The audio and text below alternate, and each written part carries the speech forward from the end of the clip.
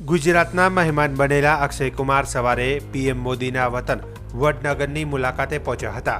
વડનગરમાં અક્ષય કુમારે સૌપ્રથમ હાટકેશ્વર મહાદેવના દર્શન કરી આશીર્વાદ લીધા હતા।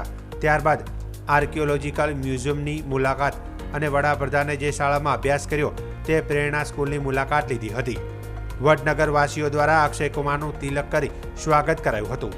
વડનગર હાટકેશ્વર મહાદેવ સંસ્થાના ટ્રસ્ટી મંડળ દ્વારા મોમેન્ટો આપી खेस पहरावी अक्षय कुमार नु स्वागत કર્યું હતું।